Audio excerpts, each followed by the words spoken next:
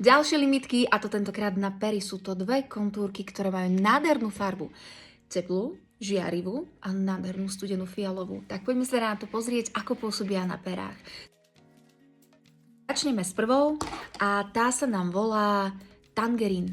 Tak ideme na to. Pokreslím si čisto len s tou kontúrkou pery, uvidíme, čo to spraví.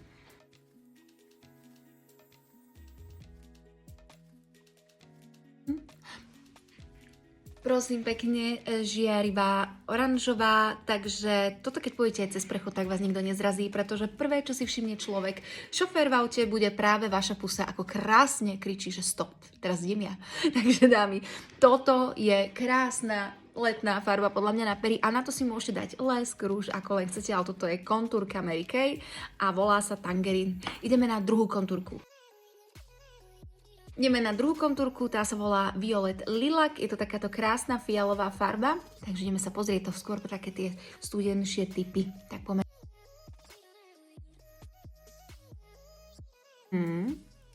Wow. Veľmi pekné. Wow. Super. Takže to je taká nádherná fialová farba, ktorá urobí skutočne veľmi elegantný dojem na vašej celej vizáži. Pôsobí veľmi nenásilne, veľmi pekne, veľmi jemne. Môžete to kombinovať teraz s akýmkoľvek rúžom alebo s akoukoľvek variantou lesku, čo sa týka farby. Tak toto je Violet Lilac.